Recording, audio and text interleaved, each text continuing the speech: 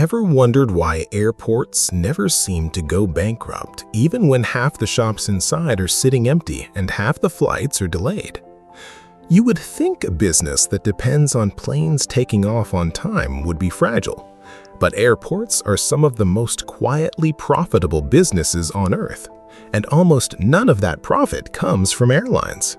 To understand why, you have to forget everything you think you know about how an airport actually makes money. Most people assume an airport earns its living from landing fees, the charges airlines pay to touch down and take off. And yes, that is part of it, but landing fees are often the smallest slice of the pie. The real money is made the moment you walk past security and suddenly feel like time doesn't matter anymore. That feeling isn't an accident. It's designed, down to the layout of the corridors and a placement of every single shop. Airports are built more like shopping malls that happen to have runways attached. Once you're inside, you can't just leave to grab a cheaper coffee down the street. You're trapped in a beautifully lit, climate-controlled environment with nowhere else to go. And that captive audience is worth billions.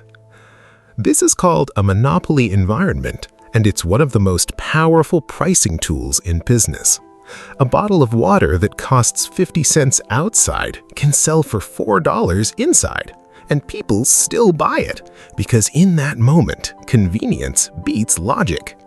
There's no competitor 2 doors down undercutting the price, so the normal rules of a free market quietly stop applying the second you clear security. So let's talk about what it actually takes to own one. Building a major international airport from scratch can cost anywhere between $500 million and $10 billion, depending on size and location. Denver International Airport, for example, cost around $4.8 billion to build in the 1990s, largely due to a baggage system that famously failed before opening day and had to be redesigned at massive extra expense. That kind of number scares most investors away immediately, but here's the twist. Most people who own airports today didn't build them. They bought long-term operating rights instead. This is where it gets interesting. Governments around the world often can't afford to maintain airports efficiently, so they lease them out through what's called a concession agreement, sometimes for 20, 30, even 50 years. The private company doesn't buy the land or the runways. They buy the right to run everything inside those walls and collect the revenue that comes with it. It's a bit like leasing a gold mine instead of buying the mountain. You never own the rock, but you keep everything you pull out of it for as long as the lease lasts. Once you control that lease, your revenue splits into 2 very different worlds. The first is aeronautical revenue, which includes landing fees, gate charges, and fees airlines pay just to use the facility. This income is heavily regulated, which means governments often cap how much you're allowed to charge, since airlines would otherwise pass those costs straight on to passengers. It's steady, predictable, and honestly a little boring. The second world is non-aeronautical revenue, and this is where airports quietly become retail empires. Parking fees, restaurant rents, duty-free shops, lounges, advertising space, even the Wi-Fi you connect to while killing time before boarding. Heathrow Airport, one of the busiest in the world, generates over half of its total revenue from non-aeronautical sources.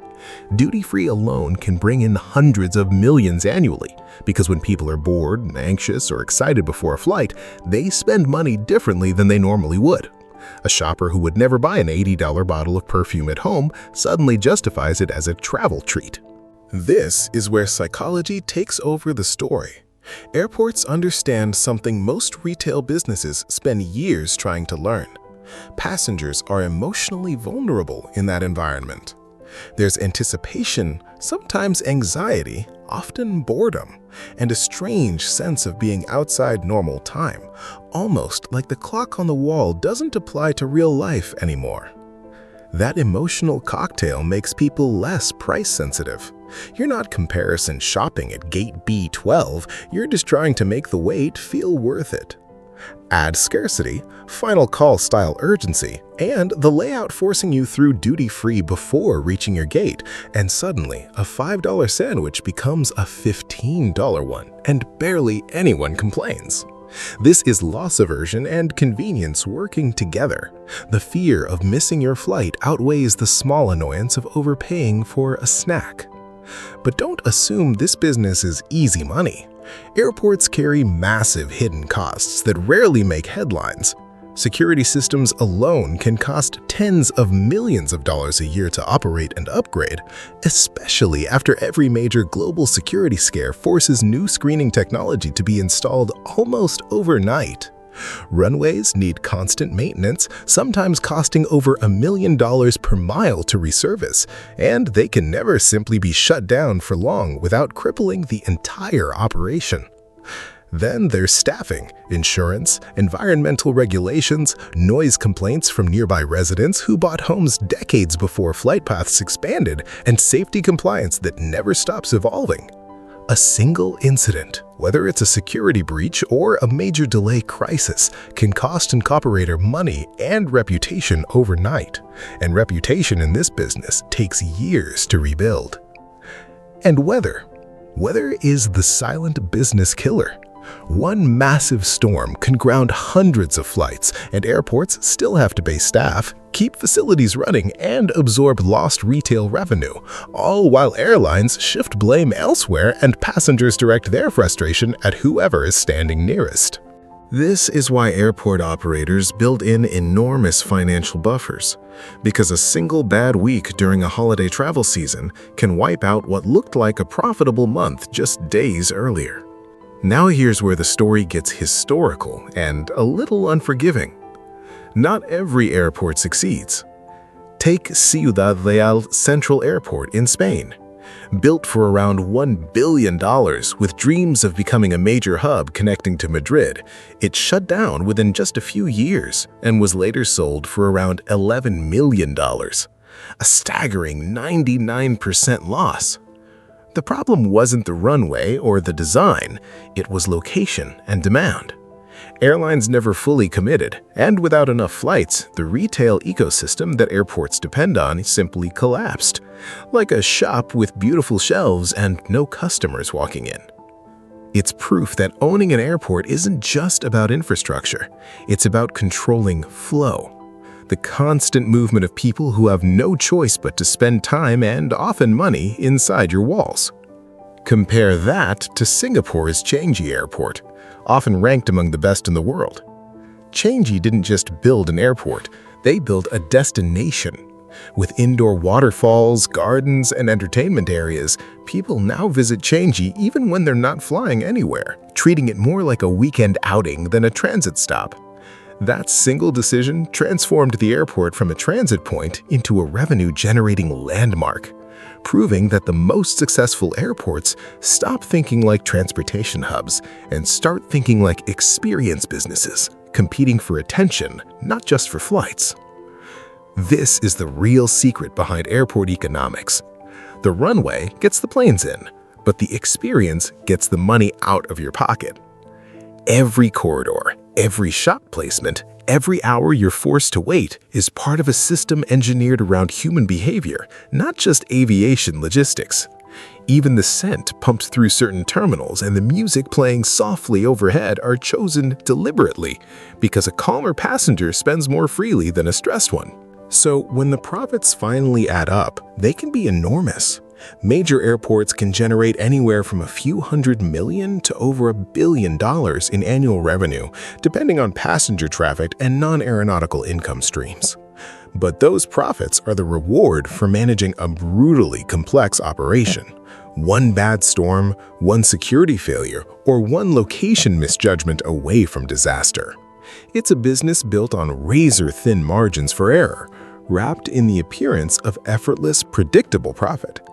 There's another layer to this business that most people never think about, and it has nothing to do with passengers at all. Cargo.